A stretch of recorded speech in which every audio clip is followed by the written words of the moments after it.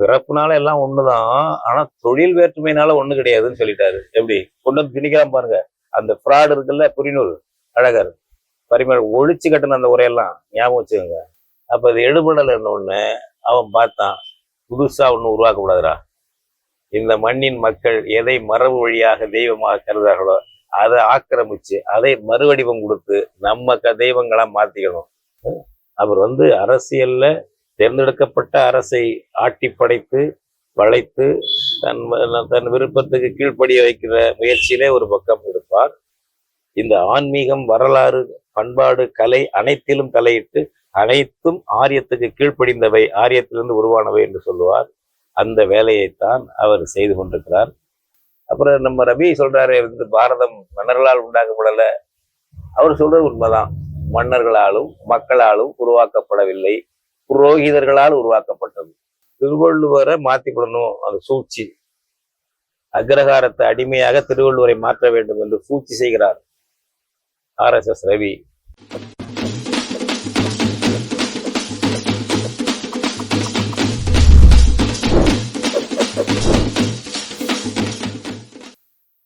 அன்பார்ந்த தமிழ் பெருமக்களே, வணக்கம். இன்று செய்தித்தாளில் ஒரு செய்தியை படித்தவுடன்,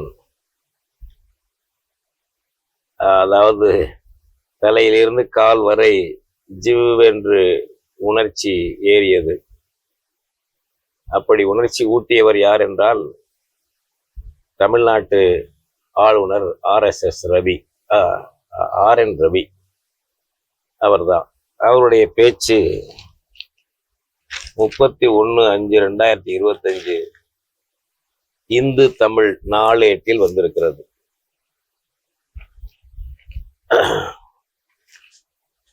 என்ன சொல்லுகிறார்? சனாதன தர்மத்தின் மிகப்பெரிய துறவி திருவள்ளுவர், தமிழக ஆளுநர் RN ரவி கருத்து படத்தோடு செய்வதற்கிறது. திருச்சிக்கு பக்கத்துல குணசீலத்துல அங்க இருக்கக்கூடிய பிரசன்ன வெங்கடாஜலபதி கோயில் கட்டுமானத்தில் புதிய மண்டபம் மற்றும் பல கட்டுமானங்களுக்கு 22 கோடி ரூபாய் மதிப்பீட்டில் அடிக்கல் நாட்டு விழா நடந்திருக்கிறது. 30/5/2025 அன்று அந்த அடிக்கல் நாட்டு விழா, இவர்தான் போய் அந்த அடிக்கல் நாட்டு விழாவை நடத்தியிருக்கிறார். அந்த விழாவில் கலந்து கொண்டவர்களில் சிலர் எழுதிய நூல் வெளியீட்டையும் செய்திருக்கிறார். கோயில் பரம்பரை டிரஸ்டி பிச்சுமணி ஐயங்கார் எழுதிய குணசீல மகாத்மியம் அந்த நூல். அடுத்தது சென்னகரை சுப்பிரமணியன் எழுதிய வள்ளுவத்தில் மெய்ஞானம். இந்த 2 நூலையும் RSS ரவி வெளியிட்டிருக்கிறார். அப்போது அவர் பேசியது,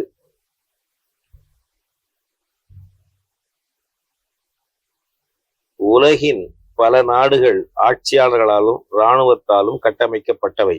ஆனால் பாரதம் ரிஷிகளாலும் துறவிகளாலும் சனாதன தர்மத்தாலும் உருவான நாடு. அதனால் உலக அளவில் பாரதம் தனித்துவம் பெற்ற நாடாக திகழ்கிறது அப்படி சொல்லியிருக்காரு. அதை விட அதிர்ச்சியான செய்தி என்னன்னா, மதங்கள் வெவ்வேறாக இருந்தாலும் தர்மம் ஒன்றுதான், அது சனாதன தர்மம் மட்டும்தான். பாரதம், தர்மம் ஆகியவை ஒன்றுக்கொன்று தொடர்புடையவை. தர்மம் அழிந்தால் நாடு அழிந்துவிடும். யாதும் ஊரே யாவரும் கேளீர் என்ற எண்ணம் எல்லோர் மனத்திலும் உருவாக காரணமாக இருப்பவை கோயில்கள். அத்தகைய தெய்வீக உத்தரவுகள் நிறைவேற்றப்படும் போது நாடு தெய்வீக தேசமாக ஒளிரும். திருக்குறள் ஒரு ஆன்மீக புத்தகம். சில அரசியல் சிந்தனையாளர்கள் ஆன்மீகத்தில் இருந்து திருக்குறளை பிரிக்க பார்க்கிறார்கள். சனாதன தர்மத்தின் மிகப்பெரிய துறவி திருவள்ளுவர். சனாதன தர்மத்தின் மிகப்பெரிய துறவி திருவள்ளுவர். இவ்வாறு அவர் பேசினார். இது ஒரு 2 செய்தி மட்டும் முக்கியம் பார்ப்போம். பாரதம் நீண்ட காலமாக இருக்கிறது என்கிறார். அது தானா உருவாகியது என்கிறார். இராணுவத்தாலோ மன்னர்களாலோ உருவாக்கப்படவில்லை என்கிறார். நீங்க கூகுள்ல மற்ற வரலாற்று நூல்கள்ல தேடி பார்த்தா பாரத நாடுன்னு ஒரு நாடு இருந்ததாக வரலாற்று பட்டியலில் நம்ம நூல்கள்லையும் இல்லை, அதுபோல கூகுள்லையும் இல்லை. அவங்க பல பேர் நாடுகள் வரலாற்று ஆசிரியர்கள் குறிப்பிடுகிறார்கள். நமக்கு தெரிஞ்ச பிரபலமான இந்த இந்திய துணைக்கண்டத்துல வடநாட்டுல இருந்த அவாள் பாரதம்னு சொல்றாளே, அவாள் மண்ணுல பூமியில இருந்த நாடுகள் வெவ்வேறு பேரு. நந்த வம்ச அரசு, மௌரிய வம்ச அரசு, மகாமேக வாகன வம்சம், இந்தோ கிரேக்க வம்சம், குப்த வம்சம், பூனர் வம்சம், தில்லி சுல்தான்கள், முகலாய பேரரசு, கிழக்கிந்திய கம்பெனி ஆட்சி. இந்த இந்தியங்கிற பேர் வெள்ளைக்கார வேட்டைக்காரர்கால வணிக வேட்டை காட்டு பிராண்டிகள் வெள்ளைக்கார அவன் பிடிச்ச பிறகு வந்ததுதான் இந்த இந்தியங்கிற பேரு. அதுக்கு முன்னாடி பாரதம் என்ற பேரு வரலாற்று நூல்லையும் இல்லை, வெளிநாட்டார் தயாரித்த கூகுள்லையும் இல்லை. அப்புறம் நம்ம ரவி சொல்றாரு பாரதம் மன்னர்களால் உண்டாக்கப்படல. அவர் சொல்றது உண்மைதான். மன்னர்களாலும் மக்களாலும் உருவாக்கப்படவில்லை, புரோகிதர்களால் உருவாக்கப்பட்டது. ரவி பொய் சொல்லவில்லை, ரவி உண்மையை தான் சொல்றாரு. புரோகிதர்களால், ஆரிய பிராமணர்களால், ஆரியத்துவவாதிகளால் கற்பனையாக சித்தரிக்கப்பட்டு உலவு விடப்பட்ட ஒரு சொல் தான் பாரதம் என்பது. ஏனென்றால் வரலாற்றுல எதுலையும் இல்லையே பாரதம் என்ற ஒரு நாடு இருந்ததா. இப்ப நமக்கு அப்படின்னா தமிழ்நாடுன்னு சங்க இலக்கியங்கள்ல இருக்கு, அது இருக்கட்டும், அது பிறகு பேசுவோம். இந்த பாரதத்தை சொல்றாருல, இப்படிப்பட்ட ஒரு புழுக எப்படிங்க சொல்ல முடியுது? அவர்களால் தான் சொல்ல முடியும். நெஞ்சார பொய் சொல்லும் நேர்மையாளர்கள். ஏன் நம்ம வேற பட்டம் கொடுக்கணும்? நெஞ்சார பொய் சொல்லும் நேர்மையாளர்கள் அவாள். இது எடுபடுது பாருங்க. தமிழ்நாட்டிலையும் இதை பரப்பிக்கிட்டு இருக்காங்க. தமிழர்களும் ஏமாந்து போய் அப்படி இருந்துட்டு இப்ப இவர் நம்முடைய தலைமை அமைச்சரை மோடி என்ன சொல்றாங்க, பாரத பிரதமர். எங்கடா பாரதம் இருக்கு? இப்ப கேட்டா சொல்லுவாங்க அரசமைப்பு சட்டத்துல இருக்கு. அது 50ஆம் ஆண்டுல தானே இருக்கு, 1950 இருந்தானே இருக்கு. இந்து மகாசபையும் RSSம் போராடி அரசமைப்பு சட்டத்துல சேர்த்தாங்க இந்தியா அல்லது பாரதம் என்று. அதுக்கு முன்னாடி அப்படி ஒரு நாடே இல்லையே, பாரதம் என்ற பேர் ஒரு நாடே இல்லையே, எந்த காலத்துலையும் இல்லையே. மகாபாரத காலத்துலையும் இல்லை, ராமாயண காலத்துல இல்லையே, இப்பவுமே இல்லையே. அப்ப இப்படி என்னென்ன பொய் சொல்லலாம், ஒரு ஒரு ஒரு துளி உண்மை கூட இல்லாம 100க்கு 100 பாதத்திலிருந்து உச்சி வரை பொய்யாகவே உருவாக்கப்பட்ட சித்தரிப்புகளுக்கு உரியவர்கள் RSS ரவி வகைராக்கள் தான். அது மாதிரி அவர் சொல்றாரு. அதுக்கு பிறகு நம்ம அதுல சேர்த்துறாரு. நமக்கு அது மாதிரிலாம் இல்லை, பாரதத்துல ஒரு காலத்துல இல்லை. அவங்களுடைய இந்த நந்த வம்சம், மௌரிய வம்சம், அந்த குப்த வம்ச ஆட்சியெல்லாம் நம்ம அதுல இல்லை. ஒரு காலத்துலதான் நம்ம தமிழ் அரசுகள்லாம் வீழ்ச்சி அடைஞ்ச பிறகு, அயலார் புகுந்த பிறகு, களப்பிரர், பல்லவர், அப்படி இப்படின்னு பலர் வந்த பிறகு நாம மீண்டும் உருவானோம். பிற்கால சோழரும் பிற்கால பாண்டியனும் உருவாகி அவங்க அடிச்சுக்கிட்டு அழிஞ்சு போன பிறகு சுல்தான்கள் ஆட்சி வந்தது. பாண்டியன் சுல்தான்கள் துணையை தேடலாம், கூப்பிட்டான் சோழர்கள் அழிக்க, அவங்கள ஆட்சி பண்ணாங்க. இப்படி விஜயநகர ஆட்சி இருக்கு, அது நாயக்க மன்னர்கள் ஆட்சி, இப்படி வெளியார் ஆட்சி, ஒரு வெள்ளையர் ஆட்சிக்கு வந்திருக்கு. ஆக எதிலேயும் பாரதம் என்ற ஒரு நாடு இருந்ததாகவும் அப்படி ஒரு ஆட்சி நடந்ததாகவும் இல்லை. அதை அப்படியே சொல்றாரு பாருங்க. இப்ப அது நிலைநாட்டிட்டாங்கல்ல அவங்க. இப்ப நீங்க அதான் சொல்றேன், இப்ப நீங்க இது தப்புற சரி அப்படின்னு பேசி எடுக்கிறோம். அவர்கள் நிலைநாட்டி விட்டார்கள். அந்த அவர்கள் யாரு? கைபர் போலன் கணவாய் வழியாக குடியேறியவர்கள். ஆயிரக்கணக்கான ஆண்டுக்கு முன்னாடி வந்தவங்க தான் அவங்க. ஆனா இங்க இருக்கிற இந்த மண்ணின் மக்களுடைய வடக்கையும் சரி தெற்கையும் சரி, இந்தியா ஒட்டுமொத்த இந்திய துணைக்கண்டத்துக்கு சொல்றேன், வடக்கையும் சரி தெற்கையும் சரி, இல்லாத ஒரு புராணங்களை கதைகளை கட்டி விட்டு அதை அவங்க இஷ்டத்துக்கு அதை எழுதி வச்சு அதுதான் வரலாறு என்பது போல ஆக்கி மற்றவர்களெல்லாம் சூத்திரர்களாக்கி பஞ்சமர்களாக்கி இழிவுபடுத்தி கேவலப்படுத்தினான் பாருங்க. அதனுடைய இந்த கால குரல் தான் ஆர்.என். ரவியினுடைய குரல், வர்ணாசிரமத்தின் அந்த கால குரல் தான்.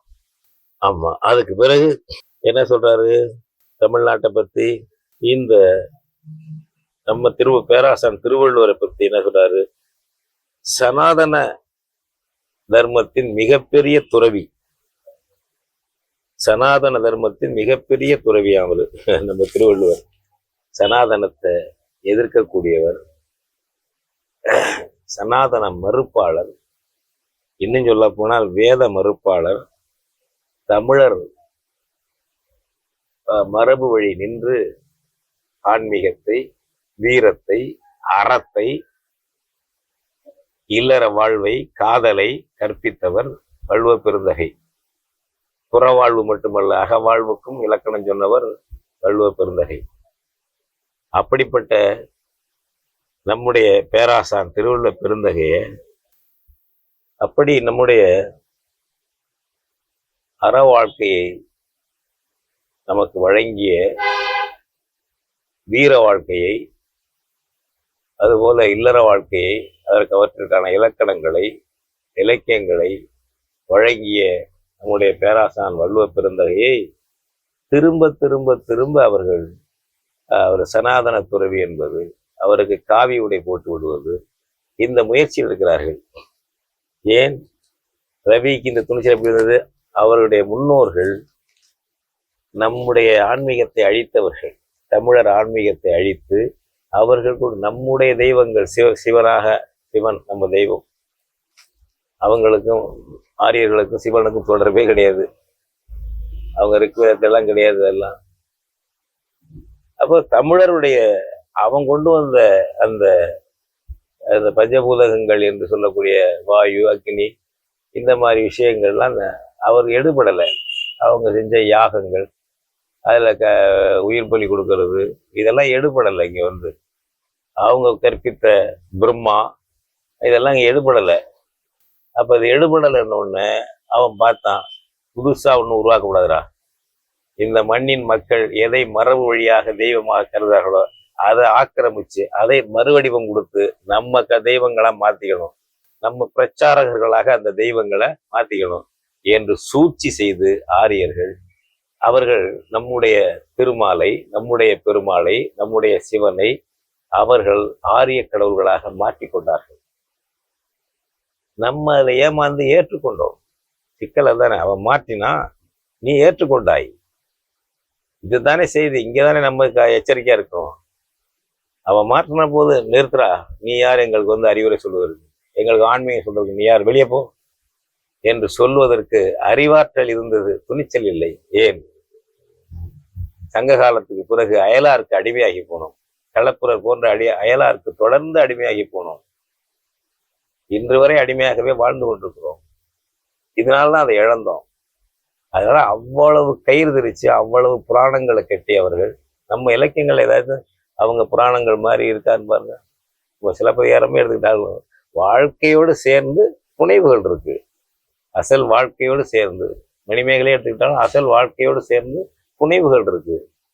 நம்முடைய புறநானூறு, அகநானூறு, இதெல்லாம் என்ன மனித வாழ்க்கையை பற்றியதுதான். இந்த ராஜாவை, அந்த ராஜாவை, அந்த ராணியின் காதல் கதை, இந்த ராஜாவின் போதை புத்தல், இவற்றையெல்லாம் சொல்வதில்லை.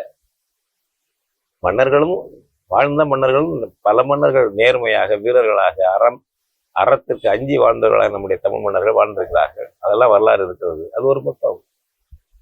அது மட்டுமே இல்லை, நம்முடைய இலக்கியங்கள்ல அப்படியே மன்னர்களை புகழ்ந்தே இருக்காதாச்சும். புறநானூறு காலத்துல மன்னரே இல்லையா? இருக்கும், ஒரு மன்னரை புகழ்ந்து இருக்கும். அவர் என்ன கொடை செய்தான்னு இருக்கும், அவ்வளவுதான். அது மட்டுமே தான் புறநானூறா?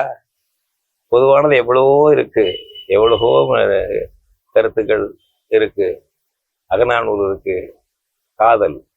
காதல் மட்டுமா இருக்கு? வீரமும் இருக்கு, அதுல எல்லாம் இருக்கு. இப்படிப்பட்ட இலக்கியங்கள், இது இந்த மதத்துக்குரியது அந்த மதத்துக்குரியது என்று சொல்ல முடியாதபடியான இலக்கியங்கள் நமக்கு இருக்கு.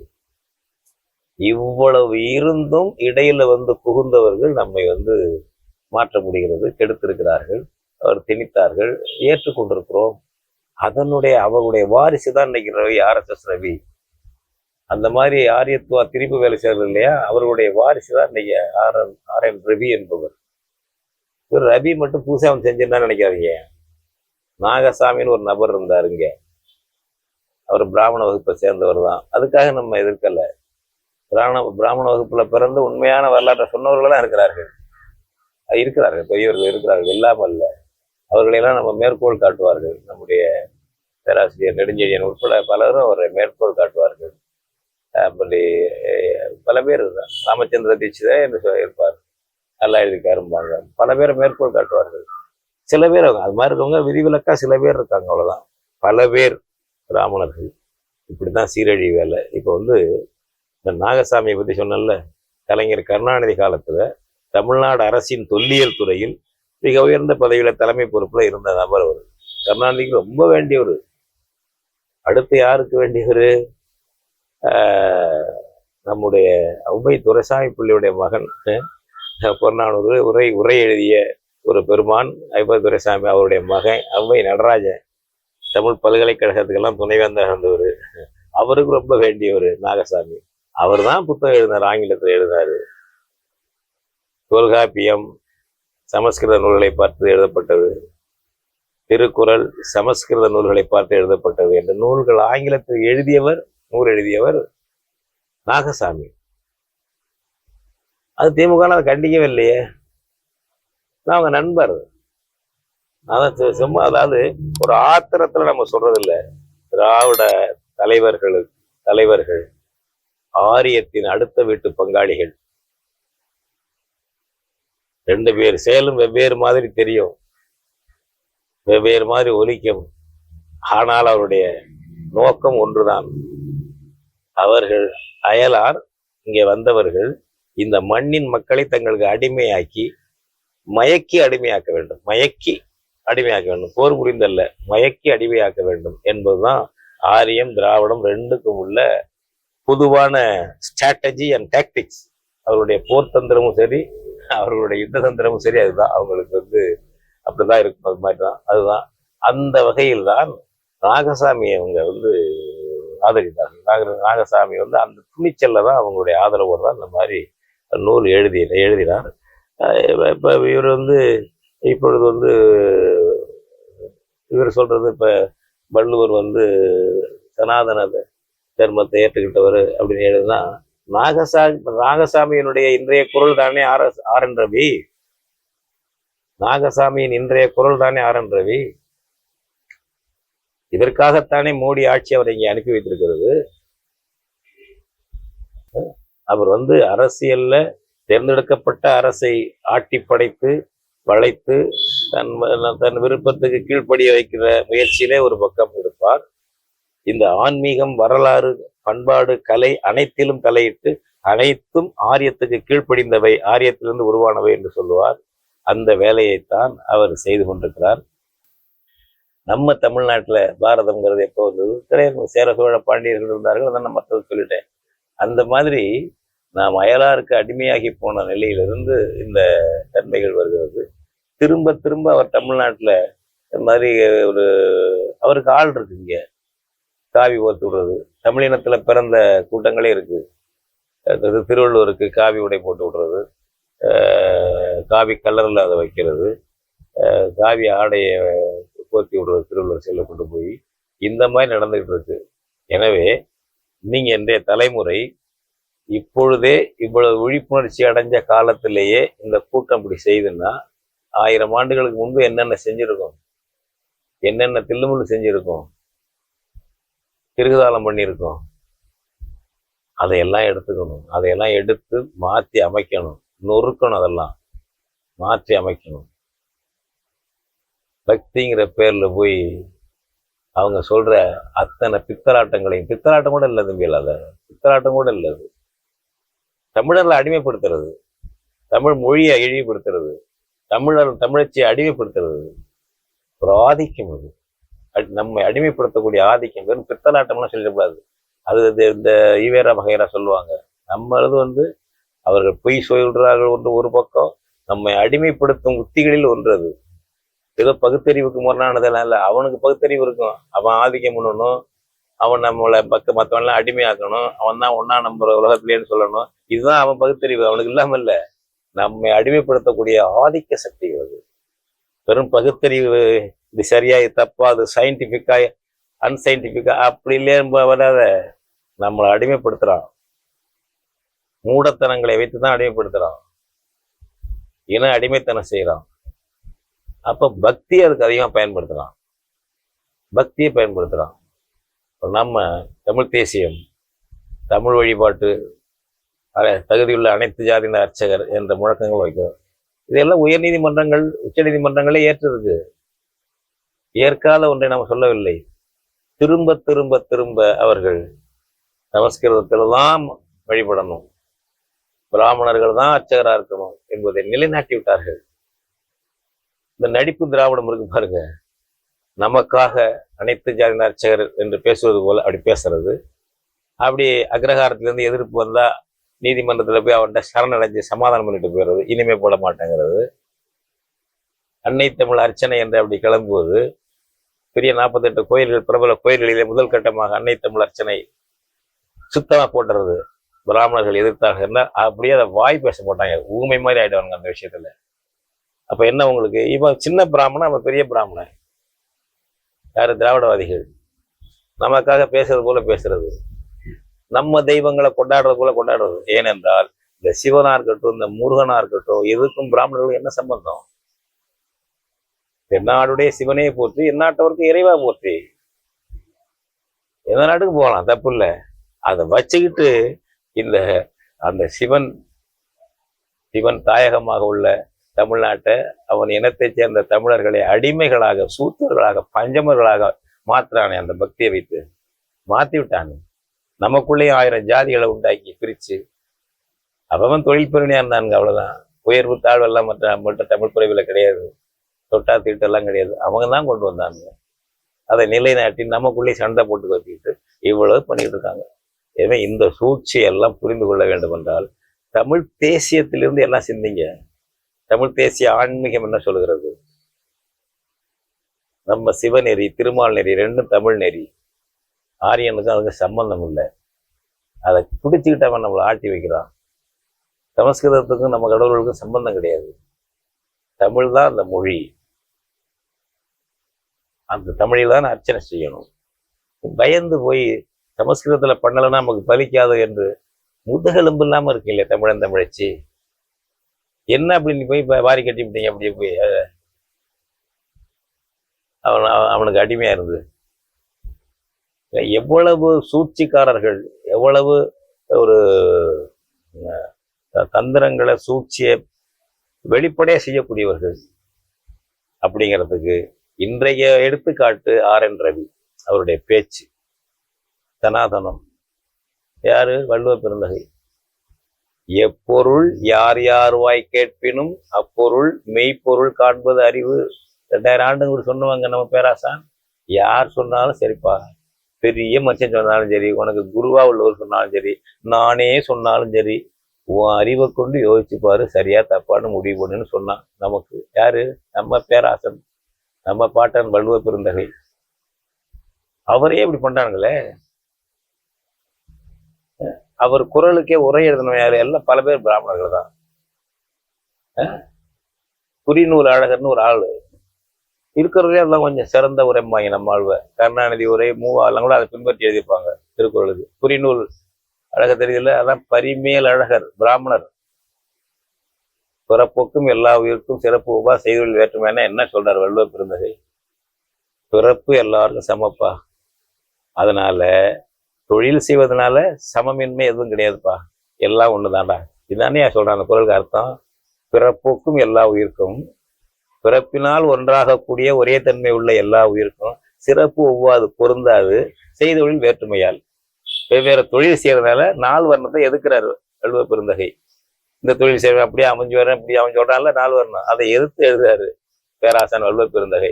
இவர் புரிநூல் அழகர் என்ன எழுதுறது? பிறப்புனால எல்லாம் ஒண்ணுதான், ஆனா தொழில் வேற்றுமையினால ஒண்ணு கிடையாதுன்னு சொல்லிட்டாரு. எப்படி கொண்டு வந்து திணிக்கலாம் பாருங்க. அந்த ஃப்ராட் இருக்குல்ல, புரிநூல் அழகர் ஒழிச்சு கட்டுன அந்த உரையெல்லாம் ஞாபகம் வச்சுக்கோங்க. மாற்ற வேண்டியது நிறைய இருக்கு. 4 வேதத்தை சொல்லியிருப்பாராம் ஒரு குறளுக்கு எழுதும்போது. புரிநூல் அழகர் சொல்றாரு, ஒரு குறளுக்கு உரை எழுதுறது 4 வேதங்களை கற்றிருந்தாலும், என்ன எது கற்றிருந்தாலும் ஒரு குறள் வரும்னு வச்சுக்கோங்க. அது உடனே 4 வேதங்களை கற்றிருந்தாலும் இந்த புரிநூல் அழகர். அக்ரஹாரம் எப்போதும் இப்படிதான் இருக்கும், ஞாபகம் வச்சுங்க. அதுல சில பேர் தப்பித்தவர் நியாயத்தோட நடுநிலையோட வரக்கூடியவர் இருப்பாங்க. அங்கிருந்து பாரதி கிளம்புனா அதுலேயே தான் கிளம்புனாரு. பாரதியை ஒதுக்கி வச்சாங்க, ஞாபகம் வச்சுங்க. மாமியார் ஒரு கடையத்தில் அக்ரஹாரம் நுழையப்படாட்டாங்க. பிள்ளையார் கோயில் இன்னைக்கும் இருக்கு, அந்த பிள்ளையார் கோயிலை படுத்துறதுக்காரு சொல்லுவாங்க. அது மாதிரி இருக்காங்க, பல பேர் இருக்காங்க. அவர்களோட நம்ம தோழமை உறவு, சகோதர உறவு, அதுல நமக்கு ஒன்றும் மாற்று கருத்தெல்லாம் இல்லை. பிராமணரா பிறந்தாலே தொடாத, அது ஈவேரா கம்பெனி, அது நமக்கு அப்படி இல்லை. ஆனால் நான் பார்க்க பெரும்பாலோர் பிராமணர்கள் இப்படிதான் இருக்காங்க. எப்படி இருக்காங்க? RSS ரபி மாதிரி தான் இருக்காங்க. இன்றைய வரையிலும் கோயில் அர்ச்சகர் அனைத்து தகுதி உள்ள கூட தடுக்கிறது யார்? அவங்கதான். தமிழ் அர்ச்சனை கூட தடுக்கிறது யார்? அவங்கதான். அப்புறம் என்ன அதுல உனக்கு இருக்கு? பெரும்பான்மை என்ன இருக்கு? சிறுபான்மை நல்லவங்க இருக்காங்க, அவ்வளவுதான். பெரும்பான்மை ஆயிரக்கணக்கான ஆண்டுகளா இந்த ஆதிக்க சக்திகள், சூழ்ச்சியாளர்கள், நரித்தந்திரம் பிடித்தவர்கள் தான். அவங்களுக்கு அந்த தேவ பாஷை இருக்கு, நரித்தந்திர மொழி இருக்கு, சமஸ்கிருதம் இருக்கு. அதை எவனுக்கும் தாய்மொழி இல்லை. அது இது கூட தெரியாது அவங்களுக்கு. இன்னும் சொல்றேன், நான் அந்த இழிவுபடுத்துறதுக்கு இல்லை, சமஸ்கிருதத்துக்கு யாருக்கு தாய்மொழி? அது ஒருத்தருக்கும் தாய்மொழி இல்லை. Care of platform. இன்னும் சொல்றேன், தஞ்சாவூர்ல இருந்தாலும் பிராமணர் தான், திருச்சியில இருந்தாலும் பிராமணர் தான், ஹைதராபாத்ல இருந்தாலும் பிராமணர் தான், அகமதாபாத்ல இருந்தாலும் பிராமணர் தான். ரைட்டு, உன் தாயகம் எது? சொல். எங்க தமிழன் பல இடத்துல இருக்கான், அவனுக்கு தாயகம் தமிழ்நாடு. சிங்கப்பூர்ல இருக்கலாம், மலேசியாவில் இருக்கலாம். இன்னைக்கு அவர்களுக்கு தான் தாயகம். நான் எனக்கு மாற்றுக்கிறது இல்லை. அவன் பூர்வீக தாயகம் இது தமிழ்நாடு. ஒரு மண் எங்களுக்கு இருக்குல்ல. அதனால உனக்கு என்ன சொல்ல முடியுமா ஏதாச்சும்? ஏன் நாங்கள் இதெல்லாம் கேட்குறோம்? நீ இருந்து இந்த மக்களோட இருந்து சங்கமிக்கிறது போல இந்த தாயக மக்கள் ஆதிக்கம் செலுத்தணும், அவங்கள தனக்கு அடிமையா வைக்கணுங்கிற சூழ்ச்சி இன்னைக்கு வரல இருக்கு. அது RSS ரவி வழியா இன்னைக்கு வெளிப்பட்டு இருக்கு. இந்த நிலையத்தான் நாம கண்டறிந்து அவர்களையெல்லாம் அவர்களுடைய தீய கருத்துக்களை, வர்ணாசிரம கருத்துக்களை ஒதுக்கக்கூடிய நிலைக்கு நாம வரணும். சனாதனம்னா என்ன அர்த்தம் சொல்றாங்க சான்ஸ்கிரிட்ல? என்றும் நிலையானது, மாறிட்டே தான் இருக்கும். இன்னைக்கு இருக்கிறது நாளைக்கு மாறும். பேராசன் திருவிழா தான் சொல்றது, மாறிக்கிட்டு இருக்கும். எல்லாம் தான் மாறும். என்ன நிலையா இருக்கும்? என்ன வர்ணாசிரமம் என்றும் இருக்கணும். சரி, சனாதனத்துக்கு வேற ஒன்றும் பொருள் கிடையாது. சரி, சனாதனம் 4 வர்ணத்தை மறுக்குதா? சொல்லு. வர்ணாசிரமத்தை மறுக்குதா உன் சனாதனம்? RSS ரவி பகிரங்கமாக தெரிஞ்சிடும். சனாதனம் வர்ணாசிரம தர்மம் கூடாது. மனு தர்மத்தை நாங்கள் ஏற்கவில்லை, மனு நூலை நாங்கள் ஏற்கவில்லை. பகிரங்கமா ரவியை பேச சொல்லுங்க பார்ப்போம். 4 வர்ணம் சொல்றான், சூத்திரனுக்கு இழிவான தொழிலெல்லாம் சொல்றான், பிராமணனுக்கு ஆதிக்கம் சொல்றான், கொலையே பண்ணாலும் பிராமணனை கொலை பண்ண கூடாதுங்கிறான், தண்டனை கொடுக்கூடாதுங்கிறான், சூத்திரனுக்கு என்னென்ன தண்டனை கொடுக்கணுங்கிறான் மனு தர்மத்துல. அது பெண்களை ரொம்ப இழிவுபடுத்துறான். அது பிராமண பெண்கள் உட்பட எல்லாருக்கும் பொருந்தும் வெளியிடுறது, பெண்களை இழிவுபடுத்துறது. அப்படிப்பட்ட மனு தர்மம் எங்களுக்கான இன்றைய காலம் பொருத்தமான நூல் அல்ல. மனு தர்மத்தை நாங்கள் ஏற்கவில்லை என்று RSS ரவியை சொல்லுங்க பார்ப்போம். பகிரங்கமா சொல்லுங்க பார்ப்போம். அந்த மாதிரி அவர்கள் இப்படித்தான் செய்வார்கள். எனவே திருவள்ளுவரை மாற்றிக்கொள்ளணும், அது சூழ்ச்சி. அக்ரஹாரத்தை அடிமையாக திருவள்ளுவரை மாற்ற வேண்டும் என்று சூழ்ச்சி செய்கிறார் RSS ரவி. அது ஒரு பெரிய ஸ்கீம். அவருடைய இது மட்டும் அவருங்க களப்பணியில் அவர் கொடுக்கப்பட்டு செய்கிறாரு. இது ஆரியத்துவவாதிகளுடைய, இந்திய ஏகாதிபத்தியவாதிகளுடைய சூழ்ச்சி. இது தமிழர்களை அடிமைப்படுத்துவதற்கு, தமிழ்நாட்டு அந்த இலக்கிய வளங்களை அழிப்பதற்கு, அந்த நாகசாமி வழியிலே நாகசாமியினுடைய இன்னொரு வாரிசாகத்தான் RSS ரவி இங்கே வந்திருக்கிறார். ரவி மட்டுமல்ல, ரவி பெரிய வெளியே தெரிஞ்ச பேரு, வெளியில தெரியுது, அவருடைய பேச்சுக்கள் ஏடுகள்ல வருதுன்னு நாம மறுக்கிறோம். ஆனால் அவருடைய வகைரா எக்கச்சக்கமா இருக்கிறது. எச்சரிக்கையாக இருக்க வேண்டும். தமிழர்கள் அடிமையாகி ஓரளவு அடிமையா தான் இருக்கிறோம். அதிலிருந்து நாம் விடுபட வேண்டும், எச்சரிக்கையாக இருக்க வேண்டும். ஆன்மீகத்தை பயன்படுத்தி அவர்கள் 2000 ஆண்டுக்கு முன்னாடியே அடிமைப்படுத்த தொடங்கினார்கள். இன்றைக்கும் ஆன்மீகத்தை பயன்படுத்தி தொடங்குகிறார்கள். எனவே தமிழர் ஆன்மீகத்தை கையில் எடுங்கள் என்கிறோம். ஆரிய மறுப்பு, பிராமண ஆதிக்க மறுப்பு, சமஸ்கிருத ஆதிக்க எதிர்ப்பு, சமத்துவம், மனித சமத்துவம், மொழி சமத்துவம், தமிழ் மொழியே ஆன்மீக மொழி என்ற உரிமை குரல், இவற்றுக்கான எல்லாம் நம்ம சிவநெறியில இருக்கு, திருமால் நெறியிலும் இருக்கிறது, அந்த மாதிரி சித்தர் நெறியில இருக்கிறது, வள்ளல் பெருமானுடைய வழியில இருக்கிறது. இந்த மாதிரி ஆன்மீகத்தை எடுங்கள். ரவி போன்றவர்களுடைய பித்தலாட்டங்களை முறியடிக்க, மறுக்க, மாற்றாக தமிழர் ஆன்மீகத்தை கையில் எடுங்கள். விரும்புவோர் எடுங்கள். நான் கடவுள் மறுப்பாளரா? நல்லா இருங்க. இங்க எல்லாம் நம்ம ஏற்கக்கூடியது. இங்க தமிழ் தேசியத்துல அதெல்லாம் ஒண்ணும் இல்லை. கடவுள் மறுப்பாளரும் இருக்கலாம், கடவுள் ஏற்பாளரும் இருக்கலாம். புரியுதா? எங்க ஆன்மீக சான்றோர் சொல்றாங்க, கடவுளே உண்மையுமா இன்மையுமா இம்பா. உண்மையா இருக்கிற, இல்லைன்னா இல்லை. அது மாதிரி ஒரு ஜனநாயக ஆன்மீகம் தமிழர்களிட, அது ஆய்வு ஆராய்ச்சியின் அடிப்படையில் பேசக்கூடிய ஆன்மீகம் தமிழரிடம் இருக்கிறது. அந்த மாதிரி தன்மையோட ஜனநாயகத்தோட ஆன்மீகத்தையும் எடுக்கலாம். ஆன்மீக மறுப்பாளர்களுக்கும் தமிழர்கள் தான், தமிழ் தேசியத்தில் வரலாற்றில் அவர்களுக்கு முக்கிய பங்கு உண்டு என்ற ஒரு தன்மையோடு நாம் புதிய திசை வழியிலே நம்முடைய ஆரியத்துவா ஆன்மீக மறுப்பு, தமிழர்களுடைய ஆன்மீக சிறப்பு என்ற வகையில் செயல்பட வேண்டும் என்று கேட்டுக்கொள்கிறேன். நன்றி, வணக்கம். இவ்வாறான பல செய்திகளை, பல சிக்கல்களுக்கு விடை கிடைக்கக்கூடிய செய்திகளை தமிழர் நோட்டம் வலையொலியில் வெளிப்படுத்தி வருகிறோம். இது தற்சார்பாக செயல்படுவதற்கு நிதி தேவைப்படுகிறது. இந்த நிதியை நம்முடைய மக்களாகிய நீங்கள் தான், இளையோரும் பெரியோரும் நண்பர்களும் தோழர்களும் சான்றோரும், நீங்கள் உங்களால் இயன்ற அளவு என்ன இயலுமோ அந்த நிதியை வழங்குமாறு அன்போடும் உரிமையோடும் கேட்டுக்கொள்கிறேன்.